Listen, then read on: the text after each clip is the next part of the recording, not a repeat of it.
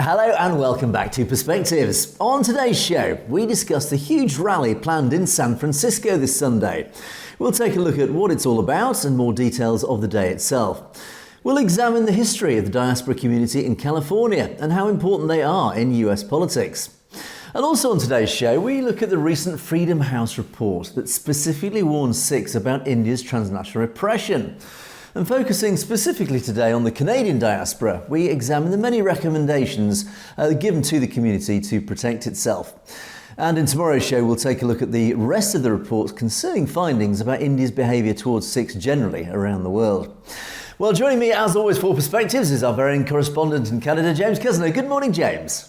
Good morning, Angus, and good morning to our viewers out there. We hope that you are excited for another fun-filled show, and today we're going to take that special look at the sovereignty rally coming up in San Francisco and why it is so important to the Sikh community. So again, thanks for tuning in. Don't forget to send us your photos and videos after the event because we would love to see them and share them with the other viewers. Back to you, Angus. Indeed we would. And James and I together will be bringing you our perspectives on the daily news affecting the Sikh community across the world. And as usual, we'll be taking a look at loads of great comments at the end of the show, so do stay tuned for that. Right, James, let's get underway. What are you going to start us off with this morning? Let's take a look at the history of Sikhs within California and in the United States as a whole, and why this sovereignty rally is so important to the community and to the freedom of Sikhs around the world. Now, something that people may not realize is that there is a deep historical connection between the Sikhs in California as well as the Sikhs here in Canada, as many of the Sikhs, but going back to the early 1900s, made their way into Vancouver at the ports here and then traveled south down to California to help build the railway as well as working on farms and other tasks that were required where there was a labor shortage.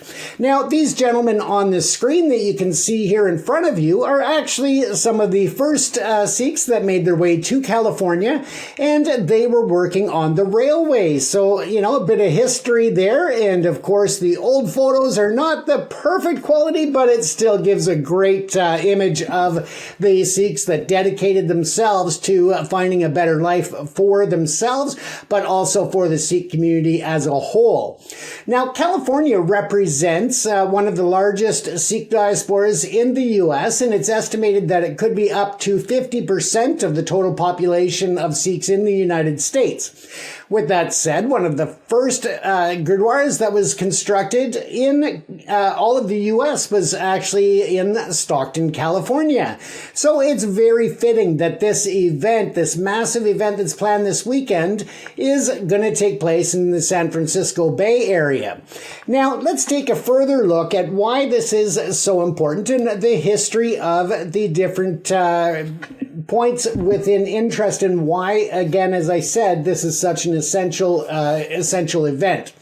Now, at the Gurdwara in Fairfax, Virginia, there is a plaque that sits outside of the sanctuary that bearing the inscription that says, dedicated in memory to the martyrs who died in the siege of the Golden Temple, Amritsar. Now, in Fremont, California, on a wall of the large langar, the hall has photographs as well as a plaque that really celebrates the martyrs, if that's the right word, of the conflict in Amritsar. So you can see the theme there and how big this is, not only to the Canadian Sikh population, but down in California, across the U.S., and around the globe as a whole. Now, with that, among them is Saint Jarnail Singh Bhindrawal, who we have talked about at length because of his involvement in the movement towards freedom for Sikhs and having a sovereign nation, but also standing up for the human rights of the Sikh community and other minorities throughout India. So this was a major part of the events that are taking place, is to remember him and all of the other martyrs that gave of themselves at the hands of the violence that broke out on behalf of the India government and others who participated in the ensuing they call riots, but we know it was a genocide over the next year after the attack on Amritsar. Now, of course, the campaign was looking for the greater autonomy of the Sikh community in India, and it was also articulated in the Anandpur Sahib resolution. The events of 1984 had a powerful impact on the Sikh community in America, and in early June, when the Indian Army attacked the most sacred center of the Sikh tradition, the Darbar Sahib, or Golden Temple as we refer to it, in Amritsar, to attempt to dislodge what they described was Sikh separatist forces who had made it their sanctuary. Now, the sacred complex was filled with people, including many pilgrims who had come to observe the martyrdom of Guru Arjan Dev, the fifth Sikh guru. The violence in the attack at the Golden Temple, in which thousands of Sikhs were killed, and this was not just who they described or tried to compartmentalize as Sikh militants or separatists and all of the other words that the India government falsely used to get their narrative out, but it also included women and children, and it was just a disgusting, disgusting action on behalf of the India government. Now, as we move on, I won't cover everything that I've written here and everything in the article just for the interest of time. But on July the 28th in 1984, the World Sikh Organization was established at a convention in Madison Square Gardens in New York. And that was to support the struggle of Sikhs in the Punjab for self-determination and the preservation of their distinct religious and ethnic identity. That is a very important point as well, coming up to the sovereignty rally, because many people falsely identify Sikhs as Hindus, and that is not the case in any way, shape, or form, but it just shows where there is a need for further information and education of the general public out in the world as a whole. Now, as we look, we can look at certain points. Now, the longing for khalistan is not something new. They've been looking at this as a free nation ruled by Sikhs with the institution of the Khalsa at the turn of the 18th century. So it is definitely showing the length of time that this struggle has been going on. And that was during the 18th century, during the weakening of the Mughal Empire. Sikhs dreamed of establishing their own kingdom, and in 1801, Ranjit Singh was crowned the king of a Sikh kingdom in Punjab.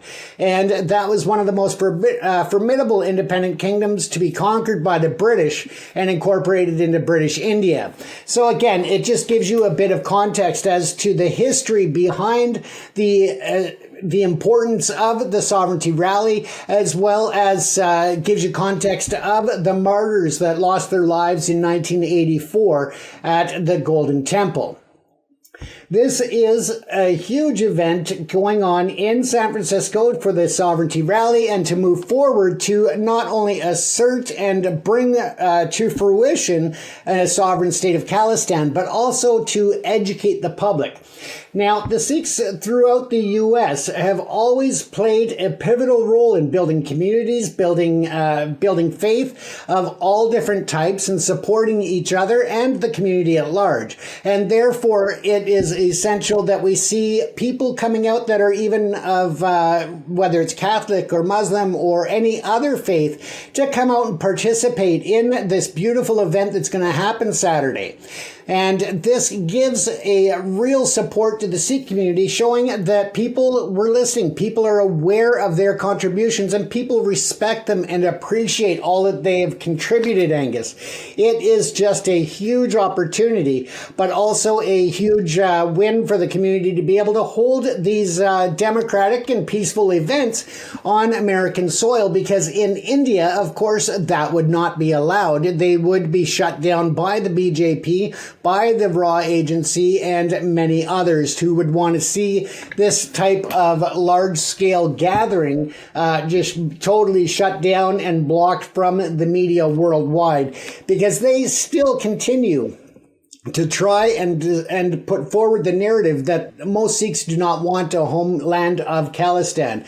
They go on and try to push the narrative that it is just a small fringe movement, and this is not the case. So again, the bigger the numbers that show up here, the more, of course, poignant it's going to be to the everyday Western world to see how beautiful and how united communities can be.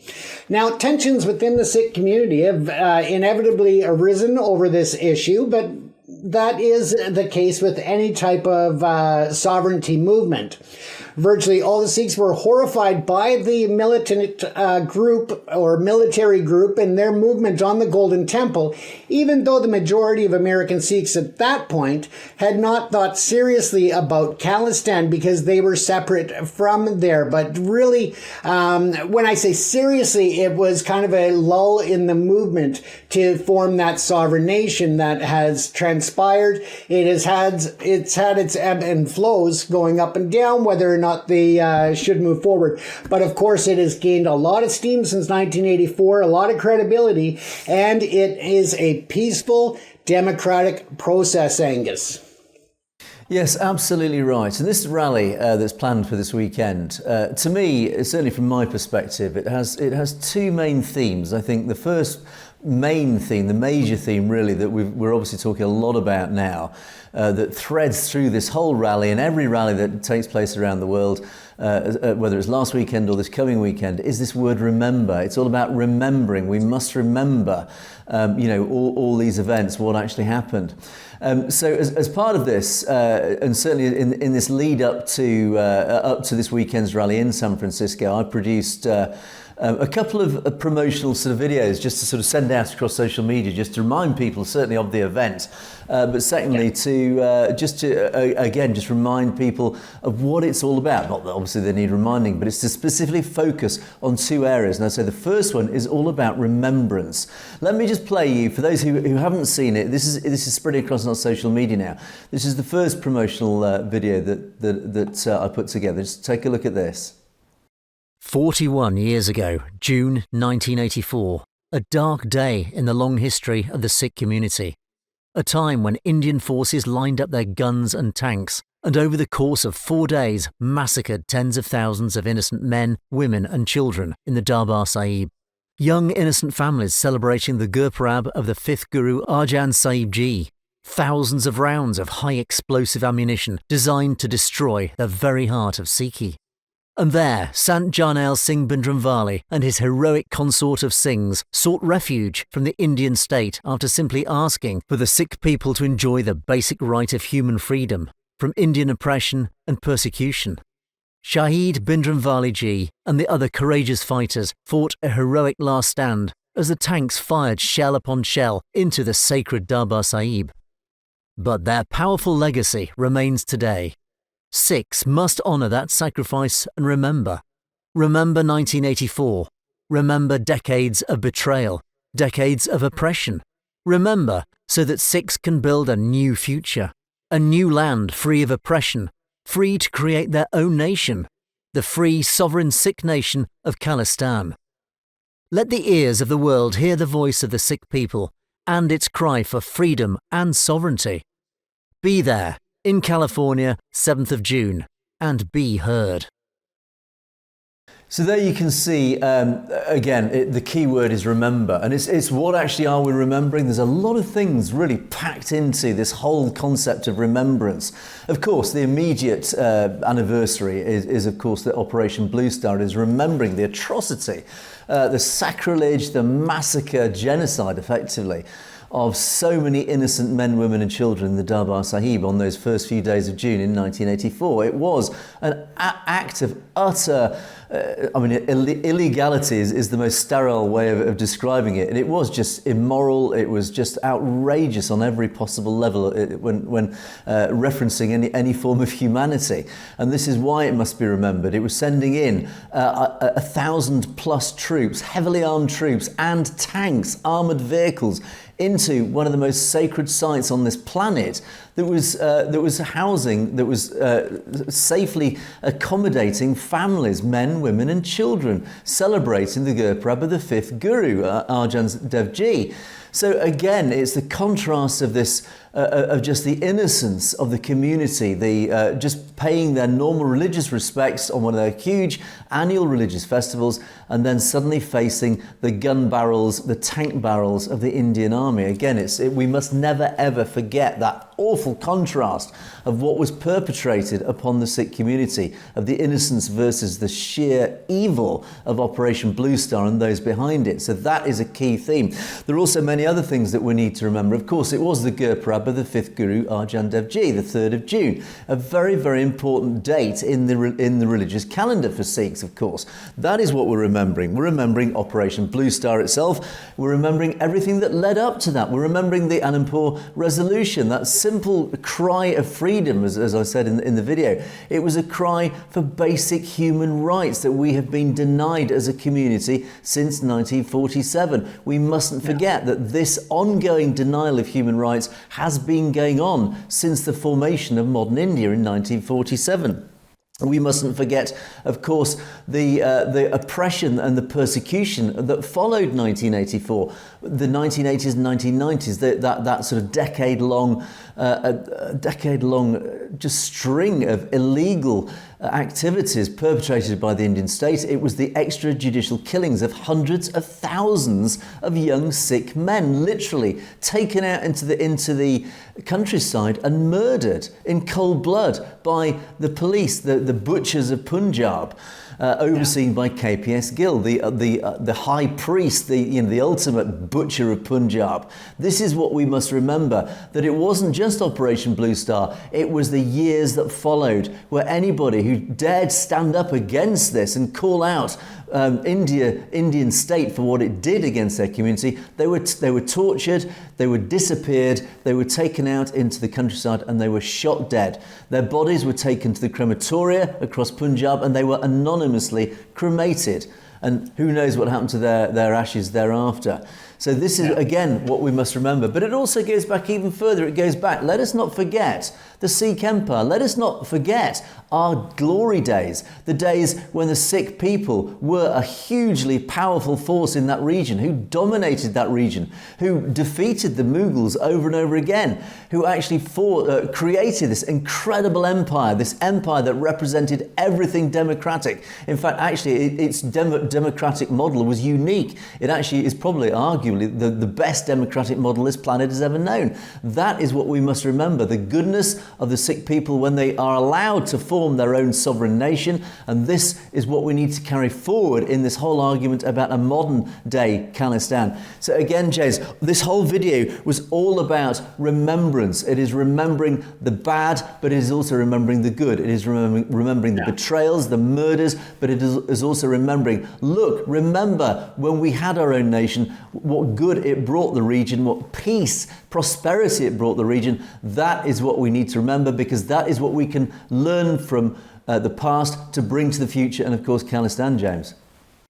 Absolutely, Angus. And I mean, we've covered a lot of different rallies, whether it is for the Khalistan referendum votes, whether it is the different parades and, all of the different events that take place here in Western Canada, but of course in the UK and in the US. And one of the commonalities is that when people come out to these rallies, to these events, to the parades, no matter what religion or what background you are, everyone has a great time. And it is also essential that everybody learns something about the history. We cannot go around working towards a sovereign nation for Khalistan and for the Sikh people, and also as a bigger world, work towards peace, unity, and acceptance if we don't come together to support the opportunity and the right of all people to determine their own future. Now, of course, when we've talked about the different events of Amritsar, the different events surrounding the Sikh Empire, no matter how far back into the history we go, there have been eras where there's been oppression of the Sikh people and of their culture and their history. So this not only lays down a solid opportunity for a stronger and better world as a whole, but also for that region. We've talked about being a buffer zone between India and Pakistan. We've talked about all of these different things. But at the heart of it all, we must always, and I say we must always remember the shaheeds that have given of the ultimate sacrifice in order to forward this movement. And that's why I encourage everybody to get out, if you're in San Francisco or in that region, to get out and take part this weekend to really honor the memory and the sacrifices of the shaheeds of the past. They were martyred, but they'll be remembered. Absolutely right, James. And again, the theme of that first video, the first promotional one, is it was all about remembrance. It is remembering the past. That's right. Now, my second promotional video that I put together was actually turning it the other way around. Okay, let us look to the future. Let me just play you the second video. Sometimes we feel alone in the world. Sometimes we feel nobody listens to our voice. Why would they? Who would hear our single voices and listen to what we say, what we care about, what we fear, what we need just to simply live our lives? How can one single voice have any effect on the world in which we live? But when you combine one voice with another, and then another, those voices rise in volume. Those voices become a clamour, a democratic cry that people cannot ignore. The Sikh people have proven that once a community joins together, when everyone's individual voices are combined into powerful harmony to raise their issues, people listen. Not just ordinary people, but politicians, the media, and then policymakers. The movers and shakers of this world, whose decisions actually change lives, hear those united voices and know they need to listen.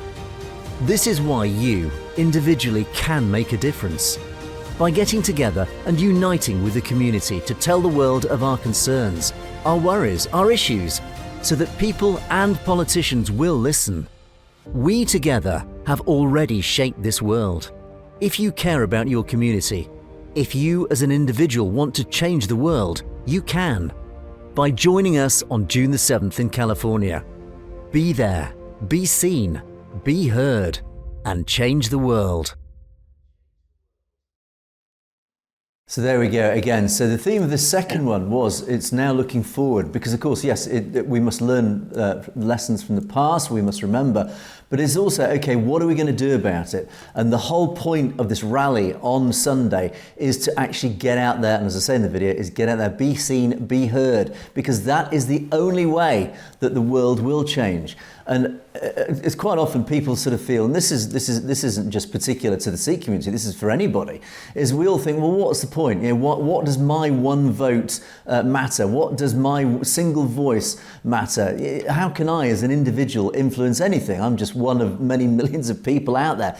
Well, this is the whole point of rallies like Sunday. This is why they are so important for the community to attend, because, yeah, on your own, sitting in your home, on your own with your single voice isn't really going to make much of a difference. It's when you combine with your community, when you all get together in smaller groups leading on to bigger groups, that is what changes things. That is what does actually have an impact. And I often talk about this grassroots movement. The Sikh community has been fantastic in its grassroots movements. The Sikh Federation, for example, has been awesome in its efforts, certainly here in the UK, in actually really motivating grassroots and then channeling and focusing that combined voice upwards into the political sphere, into the political representatives, because it is them in turn who represent those many voices, who in turn influence the decision makers. So this whole video really was just really to remind people, yeah, you, as an individual and sitting at home, you might feel a little bit sort of pointless. What is the point of my voice? Who cares what I think? Well, actually, people do care, because there are millions of people out there like you with the same point of view. And together, it's when you get together on on rallies, and in rallies like it's happening on Sunday, this is when people take notice, because if you all turn up on Sunday, if all of you in California get down there, the turnout will be enormous. Of course, the mainstream media will be there. They will be covering this. And it is this combined effort, that sea of khalistan flags. Don't forget to take your khalistan flag. What it does, it gets seen, you are heard. Your combined mighty clamour of your combined voices is heard, and people take notice. And when people take notice, the politicians have to take notice. They realise, there are votes in this. It's simple, ruthless politics. If they think there's votes in it, they will listen and they will do what you want. So that is the point, is all of you get out there, combine your voices, because then the media covers it. Firstly, that means the general public will start asking questions. What is this all about? Explain to us, educate us. Why are you out there? What is this khalistan that you're talking about? So you're educating the wider world about it, who will hopefully align with your views and combine their voices to your voices, thus building up the size of this grassroots voice. And therefore, the politicians, the policymakers, the movers and shakers of the world, James, they are the ones that can really, literally change this world. Their decisions change the world. So they need to understand what people need changing in this world. And that can only happen if the community get out there, take your khalistan flag, talk to reporters, talk to journalists, talk to the general public. But most of all, be heard, be seen, James. And that is what will change the world. Absolutely, Angus. And let's face the facts here, is that India is not the only country that is oppressing minorities, that is targeting their own people, their own citizens. However, what differentiates the past from the present is that the attack on Amritsar has gotten out to the mainstream public, has gotten out to the mainstream media. And that is a huge, huge move forward. And many of the atrocities and genocides throughout history and throughout modern days are hidden from the public. They are not hitting mainstream media. They are covered up by governments. But the attack on Amritsar has become a very big voice for human rights, not only within India, but for other minorities around the world. It gives them hope. It gives them a thought of a positive future where change can happen. As such, if we look at the modern day situation in the United States, there are a lot of social media posts and other news that come out about how ICE is going after the different minority groups, how different hate-based programs or agendas are being forwarded by certain people within the smaller communities in the United States. And I don't mean smaller communities as in towns. I'm talking about just smaller groups of individuals. Now, that is meant to really push down any voice that differs from their own. And that is not right. It also works against the whole foundation of the United States of America, and that is to welcome people from around the globe, to bring people together. And exactly what the title says, or what the name says, is to be united. And that, of course, is important, because if you are a part of another minority community who feels oppressed, who feels left out, who feels targeted, by all means, this rally helps you to regain your voice. It's not just about remembering 1984. It's not just about the future of Khalistan. But instead, it is about the rights of all people worldwide to exercise their democratic and human rights to decide their future. With that said, we need to also make sure that the word gets out that even though it seems so prevalent on social media that everybody thinks that, ICE is out there in every community just arresting people and throwing them out of the country, the numbers actually are quite different. The number of people deported so far under Donald Trump are much less than other presidents in the past. So therefore, what's happening is that those who are trying to instill fear fear in communities, in the different diasporas, are the ones that are screaming the loudest on the social media platforms and sharing it and propagating it and getting it out there. So instead, what has to happen is that all of the communities that feel that they don't have a voice or that their voice is not being heard need to come out on social media as well and promote amazing events of unity and cooperation, such as the rally that's coming up this weekend. We have seen an increase in the social media presence promoting this event over the weekend. But remember, you can also assist in that by sharing this video so people understand what it's about, so people have the information about the rally, and people know that they are welcome to come and participate to support the Sikh community as the Sikh community supports all others. So again, it's all about not letting the people who are trying to create fear in the United States or around the world, not letting them win. Instead, let's keep the truth out there and the reality clear by the numbers, and not let these whether it's a racially motivated group, whether it's just, it doesn't matter what the groups are that are trying to perpetrate this fear in America and in the world. We need to fight back with events like this. And that's why this rally is so essential. And when the people get together this weekend in San Francisco, they are not only sending a message to America, they are sending a message to the world, and specifically the BJP and Narendra Modi, saying, look, you can try to silence us within the borders of India, but around the world, our voice is only going to get louder and more direct, that we deserve the opportunity to have that referendum in India, to form the nation of Khalistan, and by proxy, that's going to support the independence of areas such as Kashmir. And then taking that outside of the context, when that happens, you're going to see other oppressed minority communities in other countries be able to have the confidence to stand up and to demand that their human rights and their opportunities for deciding their own destiny will also be respected. And that's why this is such an important rally this weekend, Angus. I think it's more important now than ever. Absolutely right, James. As we said, get out there, be seen, be heard, and change the world, James. That's what it's all about.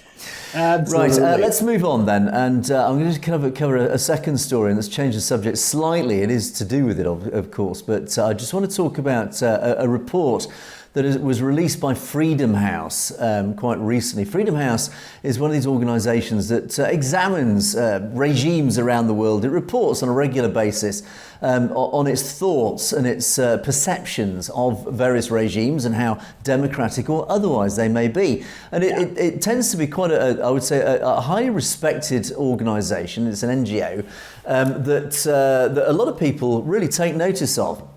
And when it reports, people do read these reports, particularly at governmental level. And it has, of course, reported about India as it does on an annual basis. It updates its reports on an annual basis. It reviews, okay, how's the last year gone? Has such and such country gone in a positive way, or is it sunk even worse? And of course, there's a long section about India. Now, its latest annual report on India has updated. Things have improved in some areas, in minor areas, but in a lot of big areas it has declined. So India really is on notice from the perspective of Freedom House, saying, look, you are not quite the democracy that you claim to be. Now, one of the large parts of this report relate to, of course, the Sikh community, and particularly the diaspora, not just, of course, the Sikh community within Punjab, who, of course, we talk about on a regular basis, but the diaspora is, of course, a target of the Indian regime.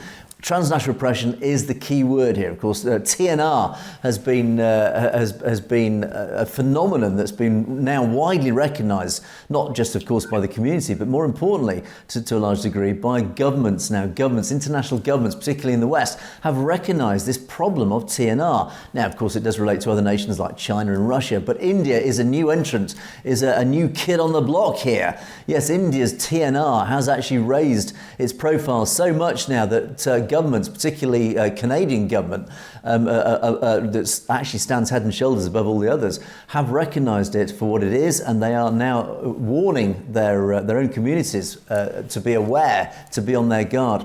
Now, as part of this report, Satellite TV did actually an analysis of the report, and they've actually put together, the team at Satellite have put together a sort of a guide of recommendations to, and this specifically is for the Canadian diaspora, and there was of course a large focus on each of the diasporas, but the Canadian diaspora was focused upon, and Satellite put together this list of advice. I suppose just it's fairly common sense, a lot of it, but it's also it's picking out things that came out of the report and saying, look, these are the things that you need to be aware of. These are the things that you need to take note of the recommendations of.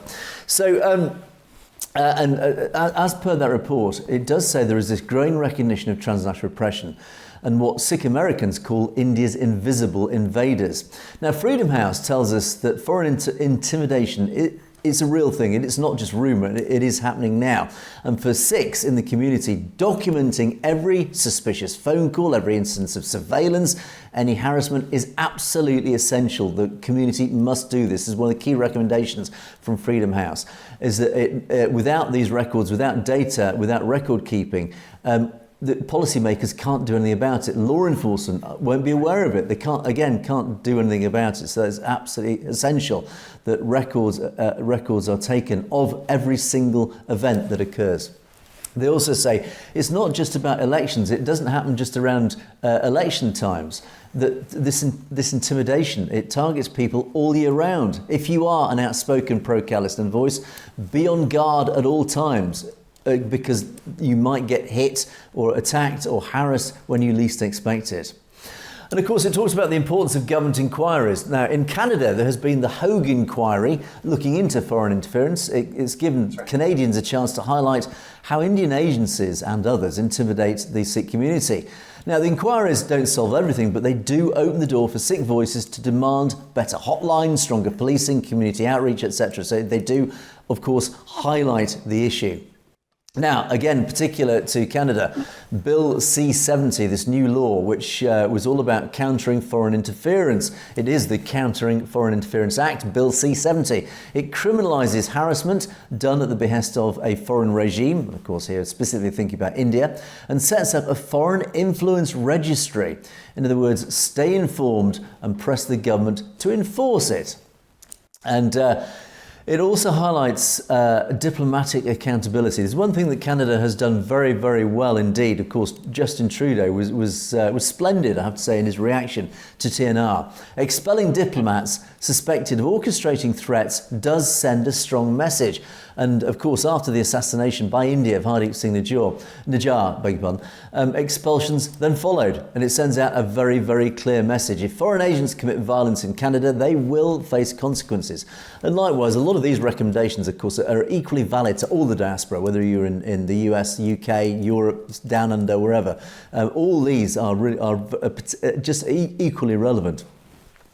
Direct engagement with law enforcement. Now, authorities have begun holding meetings with diaspora groups. So if you are invited, if you as an individual, if you as a group or an organisation are invited to attend engagements with law enforcement, do it. Get out there, attend, because it's essential that your voice is heard. Again, it's all about getting your voice heard. Speak up about the threats or suspicious activity in your area and build those relationships with local law enforcement, because with your input, certainly without it, local police may not realise what's actually happening. In other words, if they don't know, they can't do anything about it. So do engage with local law enforcement. Now, again, specific to Canada, the Nijjar assassination, it happened outside of Gurdwara. It was a shocking escalation of TNR, and it's underscored the real and present danger that the Sikh community faces. Trudeau even went public claiming India was involved in this. So this is how high profile it is. It's a major step, and it shows we need in Canada to keep the pressure on so that more people don't fall victim to TNR. Now, again, we talk about Canada specifically, but there is a high element of global coordination here. And of course, heading the global community is the G7. Now, Canada's leadership in the G7, as it's happening this year, is putting international focus on TNR. We do know, and I've reported in the past, that the UK now have said that now that Canada is in charge of the G7, they've taken the chair of the G7, is that the UK will be liaising, and as indeed the US will be, they will be liaising with Canada specifically on India's TNR. And when major democracies unite against such TNR, it increases the political cost for hostile foreign nations. So India will have the spotlight put upon it. And as the Sikh diaspora must therefore make their voices heard at these multilateral forums. Immigration safeguards. Now, some of the community do face false charges, alleged terrorism claims or extremism from foreign governments who want to discredit pro-Khalistan activism. Yes, how often do Khalistan campaigners get labelled by India as extremists or terrorists, this ridiculous label, but it is a deliberate tactics by India because they know what impact it potentially have with law enforcement in foreign nations like Canada, the US, UK, Europe, etc. Authorities in Canada must be reminded that tyrants use bogus terrorism labels to keep the community silent. So we have to insist on thorough vetting of all foreign accusations. In other words, if any accusation is made, you must ask law enforcement to investigate it. Check it out. Check out the credibility of such a label, because in all cases it will be thrown out. That credibility of India's claims will be completely and utterly undermined. So every time they try in future, they will be laughed at. That's an important point. And again, it's all about sustaining momentum. Change doesn't happen overnight. The community needs to keep pushing for diaspora-driven solutions, including things like media training, digital security training, better awareness. All these little bits, they all add up. It's a multilateral approach. Everybody must contribute. Our single voices, when combined, do have an impact, so that we all can contribute in our own small ways, because when we combine each and every one of our individual contributions, they unite the Sangat into a very, very powerful political force. And that is what everybody must do. Now, I just want to quickly skim through some of the key learnings, because there are, again, a lot came out of this report. One of the key, obviously the main one is growing recognition of TNR as a problem. Election interference versus everyday threats. Election interference we've talked a lot about in the past, James, and the Hogue inquiry has looked into that. The role of official inquiries, and again it refers specifically to the Hogue inquiry in Canada. New legislation, and of course Bill C-70, this Countering Foreign Interference Act, is a very, very important piece of legislation which has come about a lot by lobbying by the Sikh community. Now, foreign policy responses and accountability. The community must continue to advocate for more robust diplomatic pushback, including things like expelling diplomats and such. The importance of direct diaspora engagement. Again, this really wraps up a lot of what I've been talking about, is the diaspora must engage at every possible level, at local levels, at national levels, wherever you have the opportunity to engage with law enforcement, with politicians, out there in rallies, out in the public streets. Get out there, talk, engage. That's what's so important. The Najjar assassination and escalation of threats highlight the fact that Najjar was murdered, highlight the fact that India was most likely involved in that murder. Really important that more and more people in the public are aware of that. And again, at a national and international level, the role of the international cooperation, the G7 and others. In other words, we must unite our various communities to push for an international effort to tackle TNR and target India, and highlight to the world internationally across borders that India is attacking all of us in all our diaspora communities. And then again, looking inwards at migration and refugee protections, Sikhs, asylum seekers or activists do face these false charges back home. And again, these false charges must be emphasised and highlighted for exactly what they are. And then again, it's sustaining momentum and all about planning future actions. Make sure that you get involved, you get engaged. So the key takeaways, just to wrap up, for the Sikh diaspora who advocate for Khalistan, is maintain consistent documentation, continuously record instances of harassment or intimidation. They are important. Leverage new legislation and inquiries. Push for thorough enforcement of laws like Bill C-70 and others. Follow up on inquiry recommendations, ensuring tangible protections on the ground. build alliances, collaborate with other diaspora groups, engage policymakers proactively, get out there, engage, talk to these policymakers, and most of all, and above all else, stay vigilant. Recognise that incidents like the unfortunate case of Hardeep Singh Nijjar mark a serious escalation. So remain alert, mobilise legal, diplomatic and community-based resources to protect Sikh activists worldwide. So there you go, James. Very powerful words, great recommendations, specific to the Canadian diaspora, but equally relevant, I think, to all communities amongst our audience. Absolutely, Angus. And let's not forget that the huge events such as the Sovereignty Rally really play a part in that as well, as the community unites and gets the message out and really shows a united stand against TNR and all other threats against diaspora, but also against humanity as a whole. So yeah, that's perfect. And before we jump into our comment section, I just wanted to pull up a quick screen and go over what people can expect for the weekend, just to give a final reminder about the event. In terms of what to expect over the weekend. So again, it's going to be a very busy time down in San Francisco in the downtown core. There's going to be a lot of road closures and alternate routes for the transit system. So these are really big points to keep in mind as you make your way down to the amazing rally.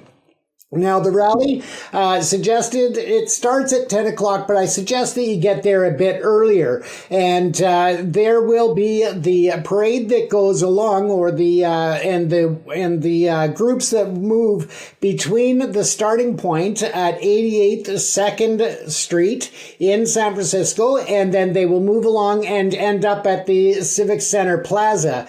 And of course, during this time, there will be many road closures starting from very early in the morning right through till mid-afternoon. So it'll be important to really keep an eye out on those different closures.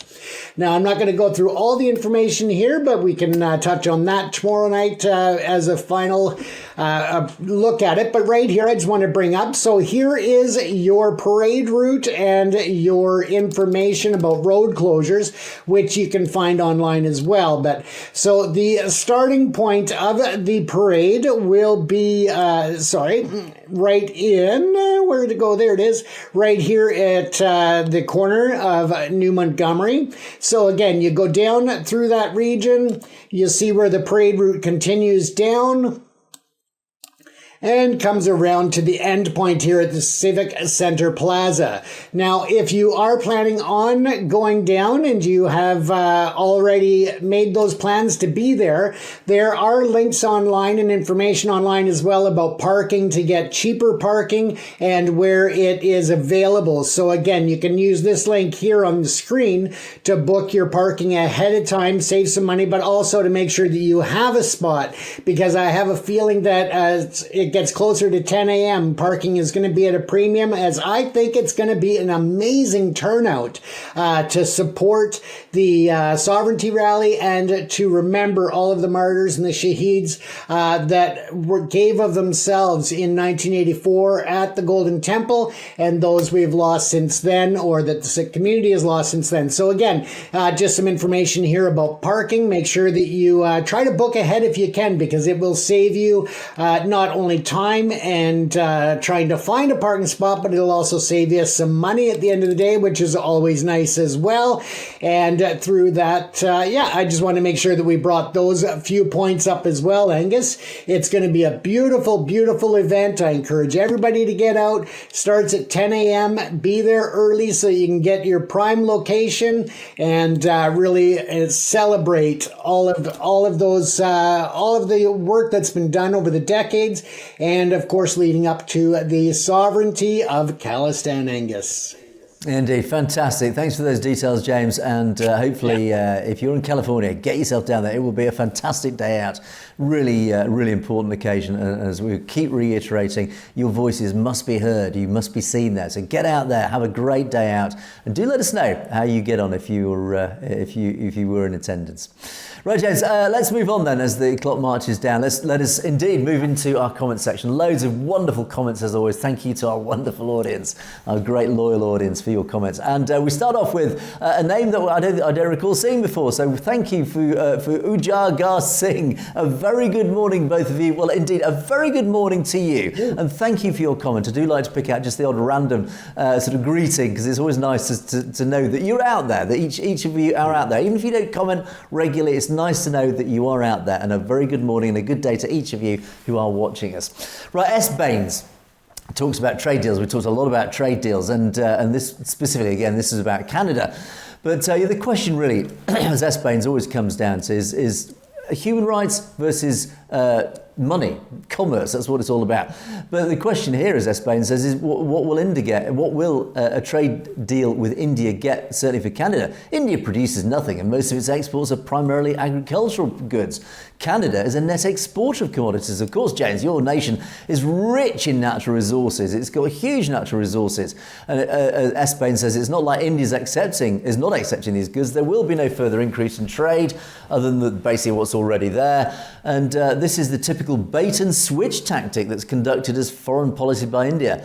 And after all the smoke and fires lifted from the episode, there will be no increase in trade. Just think this is the India's Rafale strategy, I think referring to the French fighter jets that India bought and now operate, and allegedly lost 5 to the Pakistan Air Force or missiles.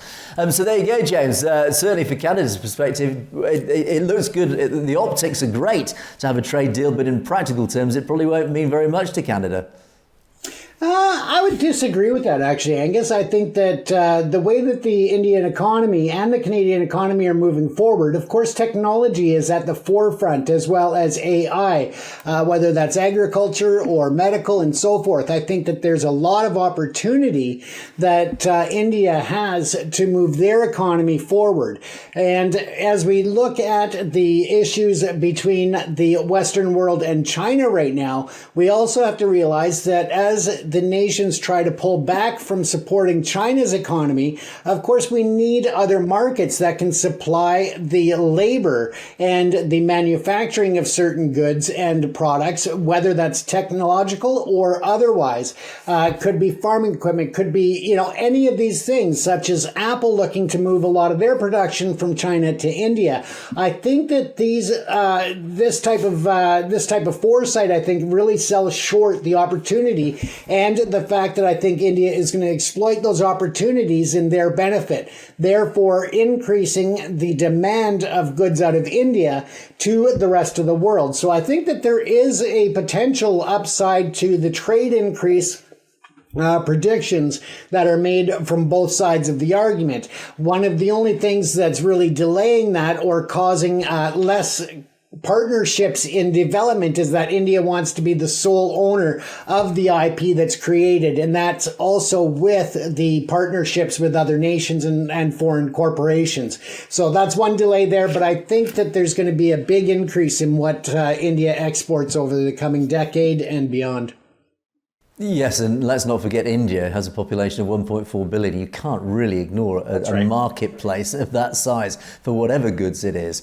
So certainly for the UK perspective, we do need a trade deal, a good trade deal with India. It's questionable what Surrender Starmer achieved with Modi in his negotiations. Doesn't sound like we got a good deal out of our trade deal, but certainly that is a market I think that no nation can ignore. Haji Russia, this is a great comment. Sikhs have a Midas touch. Just through sheer hard work, whatever Sikhs touch turns into gold. But it doesn't mean that, like Midas, if they touch anyone, will turn into gold. What you mean is that everyone should respect and love Sikhs. It might bring you a fortune. This is a great comment. And basically, I think what this comment really sums up is the fact that Sikhs are extremely hardworking, and the evidence of this is everywhere. In every single diaspora nation is that Sikhs have risen to the top. Their efforts, their industriousness, wherever they've landed, they've built businesses, they've built communities, they've built huge, high achieving platforms of wealth, of commerce, or whatever, simply through sheer hard work, tenacity, resilience, etc., etc. Again, it's all built by the very central philosophies of Sikhi. It is do a good day's work, and I think that the outcome, the benefit of that, of course, is, well, as you say, it's a Midas touch. Whatever they touch turns into gold. Well, it's not quite like that, but what it does mean is wherever Sikhs go, their hard work and industriousness produces results, James. Absolutely. And hey, I'm going to go out and, have everybody that I meet of Sikh nationality come out and, shake my hand so I can turn my hands to gold. Absolutely right. Azad continues with, as Khalistan is knocking on the door, Hindutva will go to new lows. Yeah, this is a warning. I wouldn't be surprised if they try framing young Sikh men for harassment, rapes, etc. Yes, absolutely. We do need to be very, very aware. We do know that the RSS, the Hindutva forces, will literally stoop to any level, and we know that that includes murder, false flag operations. They will literally stoop to any low to try and win this battle, to try and beat the hugely rising, hugely powerful Khalistan movement now. And so as the Khalistan movement is increasing in success and power and influence, as indeed it is right across the world and indeed within Punjab itself, is that they are trying every tactic they can to try and undermine it and try and win back control. And at the moment they're failing, which means the more desperate they become, the more dangerous they become. And yeah, I wouldn't put it past the RSS to produce all sorts of dangerous false flag operations in place, James. Absolutely. And again, it goes back to stories we've covered before, is that history continues to repeat itself. They've done it before and they will continue doing it as long as they get away with it, Angus. Yeah, Jagtar Sidhu talks about Kashmir. Referendum is the only solution for the Kashmir public. Indeed, this reflects that congressman from 1996. Yes, that's how long ago this issue has been bubbling over. Who remind us that the United Nations demanded a plebiscite, a referendum for the people of Kashmir, because that is the only solution that will bring peace to that region. Likewise, in the Punjab, the only solution to the whole Khalistan question for India, just as much as for the Sikh community, is a plebiscite, is a referendum. Let's get this answered. Answer this question once and for all then. That's the message to India. It's just let these people have their democratic right to voice their opinion, and then the problem will go away forever, James. Absolutely. And let's not forget the fact that the United Nations had India under obligation to do a referendum in Kashmir many years back, decades ago.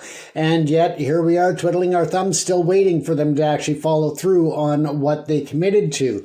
And I think that that's going to have a huge impact on the ability for a referendum in India and the Punjab region in order to form Khalistan. Yes, absolutely right. And then in yesterday's show, or 2 days ago, we talked about Devinderjit Singh's threat on behalf of the Sikh community, saying, look, if you don't, to the British government, if you don't deliver this inquiry into 1984, then we'll just stop supporting you. We'll deplatform Labour MPs and we'll start talking. In fact, I think they already are talking to other political parties like the Reform Party, who I'm sure will be absolutely delighted to represent the Sikh vote. And in fact, I do know our local Reform candidate here, a gentleman called Kabir Kir, is a really splendid guy, really, really solid guy, I have to say. And I spent quite a bit of time with him discussing a lot of sort of political issues and things like this. And I did actually mention to him just the other day, I said, look, you do realise that this whole Sikh community have been betrayed by their traditional political representation, the Labour Party. This is something the Reform Party should be doing, because this is, if you start representing the Sikh community in a much more public fashion, then Sikhs will start supporting you as a party, and he totally gets it. And actually, he reminded me of the fact that there are Sikhs in the party, and in fact, our next comment here is from Amakara. We have a Sikh candidate for Reform UK, Pradeep Singh for Feltham and Heston. Of course, he was a former British Army veteran. Indeed. So, and as Avtar Dillon says, I think, are you in Coventry, Avtar, I seem to recall? Looks like Reform's trying to get Sikh votes in as well. But you saying, I would rather this issue stay out of British politics, but it's not my choice. Justice does need to be served. Well, unfortunately, it is a political issue. It is absolutely unavoidable. James, I think we obviously talk about the politics of all this, but all the issues that we talk about are essentially political in nature, and it is essential that we have politicians on side who understand these issues, because they are the people that write the legislation. They are the people that change things. They are the decision makers, effectively. So unfortunately, Avtar, whether we like it or not, politics and politicians are inherently involved in what we're talking about, and we need to get them on side. And as I said the other day, I think there's a huge opportunity for both the Sikh community and Reform to actually to have these conversations, because the Sikh community hold a huge political sway. There's 1 million votes at stake here, and you can use this power to persuade Reform. Look, if you give us an inquiry, if you represent our community, if you make promises to represent our community, if you act to free Jagtar Singh Johal, then we will reward you with our votes. Reform likewise need to realise that there's 1 million votes at stake here. All you need to do is prove yourselves. You're not a racist party. I know they're not. Of course they're not. As they've got Sikh candidates, for heaven's sake. But if you want to publicly send out this message against your critics, represent the Sikh community. Give them a political voice. Change things for them, and you will win their support and their loyalty. So there you go, James. Politics is an inherent part of what we're talking about. Well, of course it is, Angus. And let's take a look at the bigger picture just very briefly, is that when Khalistan is formed, they are going to need to create international trade agreements. And who do you think that they are going to give priority to and influence the trade policies, if you are supporting them or if you're not, from a political standpoint? Of course, they're going to go to the politicians that supported them and worked with them over the decades of this movement. So again, it does have a big political ramification and influence on the future. Yeah, and TC gets it as well. Sikhs need to approach all political parties, except, of course, those blatantly parading RSS allegiances. Bob Blackman, a case in point, who we talk about regularly. So, yeah, absolutely, is that we must engage with all parties. Get as many people on your side, aligned with the issues of the Sikh community, and that is the only way that things will change. Right, James, clock counting down, so we must rush through the last few. And, of course, we talked about Sariq Kaur Binning, who was appointed as captain of England under-16s football side. Well done to Hardal Singh. Sends his congratulations to Sari. Well done. And TC, I love this. Captain Binning is winning. Chardi Kala. Absolutely right. So well done to Sari. And final set, S. Baines wraps us up in the final set by saying, look, the viewership is likely due to shadow banning. I've noticed, James, we've both noticed, suddenly over the last few days, our numbers have really dropped, really quite concerningly so. I don't know why. It is very, very suspicious. I wonder if indeed we are being shadow banned, James. Yeah, and coincidentally, I've seen a big drop in my other personal channels and such as well on social media. So I think that, it's definitely very suspicious. Yeah, I suspect the Hindutva forces, we know they have huge online power. Their army is very extensive, very well resourced, and they do have fingers in the big tech companies like Google, YouTube, of course. So they do this. That's how they demonetize this.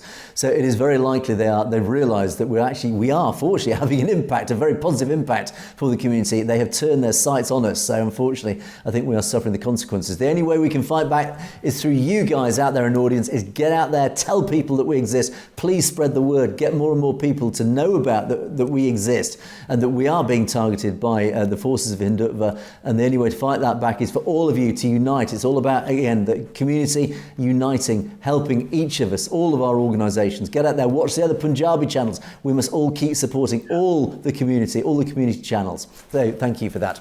And then finally wrapping up, James, I do love always just to pick up just a few random ones I guess these are people who don't comment regularly, but I do hope you are regular viewers. But we do appreciate these little comments. Great show, well said from you two guys, Billy Billoo and Jess TV. Thank you for those. Again, even if you don't comment regularly, even just the little 2-word comments, they really do mean an awful lot to James and myself. We appreciate it because it means, firstly, that you're watching, secondly, that you care. The feedback is actually really positive, which actually does mean an awful lot to James and I. It does keep us going. It keeps our Chardi colour high. It keeps the Chardi colour of the whole show high. So do please contribute like that. Just even if it's a 1-word or 2-word, we do appreciate it, don't we, James?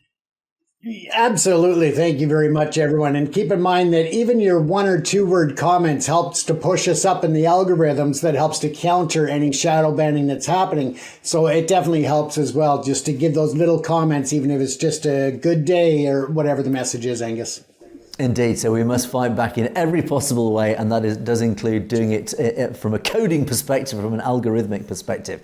So please do keep contributing. But there, we must leave it for another day. That was, of course, Perspectives.